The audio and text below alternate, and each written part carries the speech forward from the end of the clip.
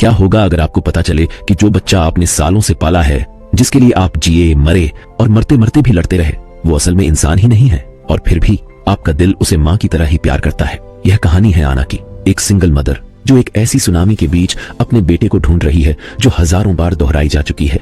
हर बार वही दिन, हर बार वही तबाही, हर बार वही सवाल, क्या इस बार वो उसे बचा पाएगी? सुबह की बारिश कुछ अलग है। आना और उसका 6 साल का बेटा सयनंग को बारिश का पानी देखकर स्विमिंग की जिद सूझती है और आना उसे समझाकर नाश्ता बनाने जाती है। तभी उसे एहसास होता है कि घर के फर्श पर पानी भर रहा है, खिड़की से भी पानी घुस रहा है। बात चौंकाने वाली है, वो तीसरे फ्लोर पर रहती है। बिल्डिंग के माइक से अनाउंसमेंट होती है, 3 मंजिल तक पानी पहुंच चुका है, बिजली नहीं है, लिफ्ट बंद है, सब ऊपर जाएं सीढ़ियों से। आना बिना देर किए बैग पैक करने लगती है। तभी एक अनजान नंबर से फोन आता है। क्या आप डार्विन कंपनी की मैनेजर आना है? आपका फ्लोर कुछ ही देर में डूब जाएगा, अपना सामान छोड़िए और ऊपर आइए, मैं आपको रेस्क्यू करने आया हूँ।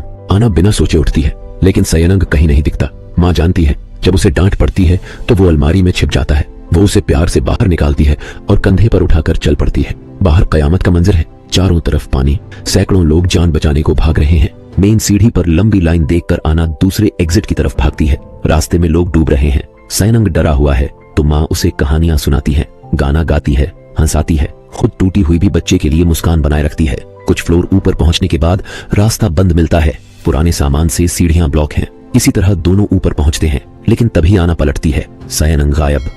एक माँ पूरी तरह टूट जाती है। भीड़ में, पानी में, तबाही के बीच वो पागलों की तरह ढूंढने लगती है। एक फ्लैट में घुसती है और खिड़की से बाहर देखती है। पहाड़ जैसी एक विशाल लहर सीधे उनकी बिल्डिंग की तरफ आ रही है। लहर टकराती है और सब कुछ पानी में समा जाता है। पानी के अंदर आना सयनंग को तलाशती रहती है, थकी, टूटी, सांस चुकती हुई, लेकिन हार नहीं मानती। आखिर में सयनंग मिलता है, बेहोश।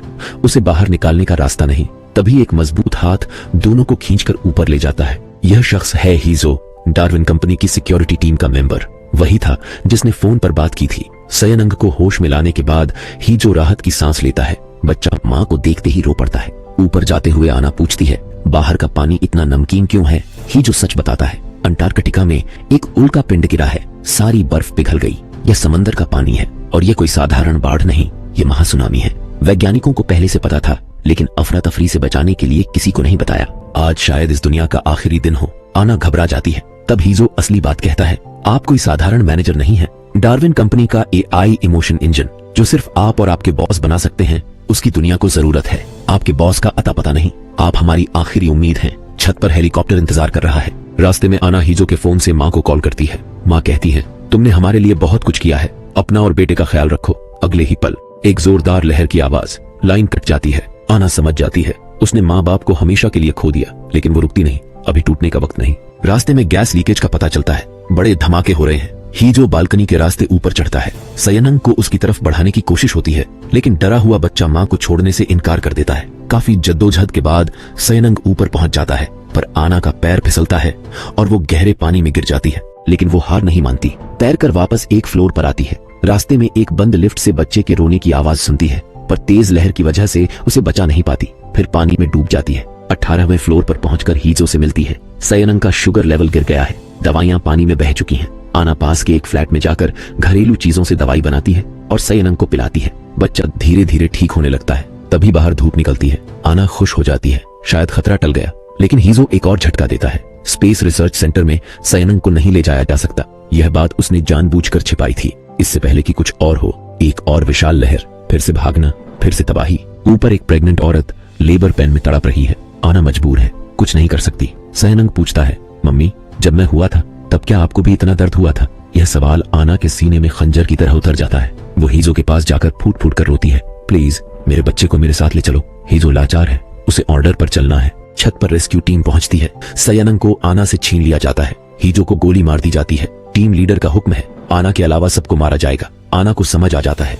वो आखिरी बार सयनंग को गले से लगाती है और फिर वो अंतरिक्ष की तरफ रवाना होती है। अचानक आना अपने उसी अपार्टमेंट में सोकर उठती है। बाहर वही बारिश, वही सुबह, वही सुनामी का दिन। ये कोई सपना नहीं, ये वही शुरुआत है। इस बार उसकी टी शर्ट पर नंबर बदला हुआ है। हीजो का फोन आता है, सयनंग को भी साथ लाने की बात कहता है। सयनंग बार बार कह रहा था, मम्मी काफी दिनों से मेरी उम्र 6 साल ही क्यों है, मेरी उम्र बढ़ क्यों नहीं रही? आना को तब इन बातों का मतलब नहीं समझा। इस लूप में आना हीजो को इग्नोर करती है, सयनंग के साथ दूसरे रास्ते से निकलती है। एक विशाल लहर सबको बाहर ले जाती है और सयनंग फिर गायब। अलग अलग लूप में अलग अलग टी शर्ट नंबर 497, 787, 47, 7793, 13417। हर नंबर एक दोहराई हुई कोशिश का हिसाब है। एक लूप में आना उस बंद लिफ्ट की लड़की को बचाने में कामयाब होती है। चोरी करने वाले 2 लड़कों से पूछताछ होती है। सयनंग को देखा था पर मारा नहीं।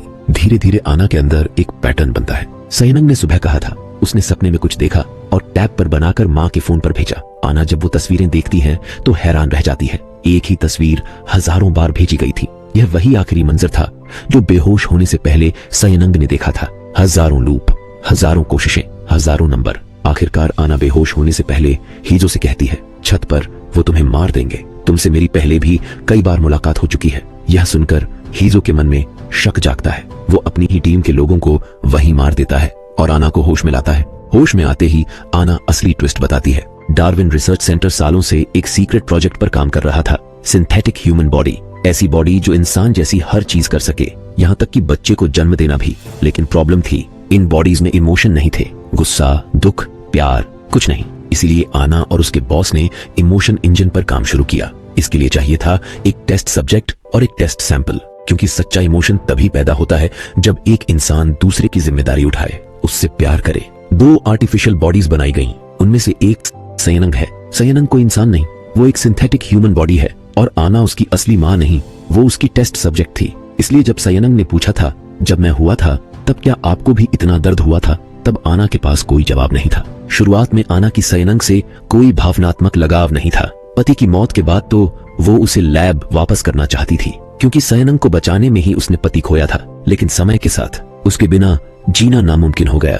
एस्टेरॉयड की खबर मिलने पर डाटा कलेक्ट करने की जल्दी हुई। सयनंग का डाटा था, इमोशन इंजन का सैंपल, लेकिन सब्जेक्ट नहीं था। तो आना खुद एक माँ के तौर पर टेस्ट सब्जेक्ट बनने को तैयार हो गई। स्पेसशिप एस्टेरॉयड के टुकड़े से टकरा गया। आना बुरी तरह जख्मी हुई। मौत के करीब जाकर उसने फैसला किया, उसकी मेमोरी एआई सिस्टम में ट्रांसफर करो। सयनंग को छुपा दिया गया। सेटअप बना, हर खतरे को पार करके माँ अपने बच्चे को ढूंढेगी। जिस दिन वो ढूंढ लेगी, इमोशन इंजन पूरा हो जाएगा। जब तक नहीं ढूंढ पाती, सिस्टम रिफ्रेश होता रहेगा। वही सुनामी वाला दिन, बार बार टी शर्ट के नंबर, हर लूप का हिसाब। यह सब जानने के बाद हीजो तय करता है वो आना की मदद करेगा। हजारों कोशिशों, हजारों लूप्स, सिक्योरिटी टीम से बार बार टकराव और आखिरकार एक रास्ता निकलता है, उल्टे रास्ते से छत तक जाने का प्लान। आना अकेले 30वीं मंजिल की छत पर पहुंचती है। वहां एक पुरानी अलमारी और उस अलमारी के अंदर सयनंग।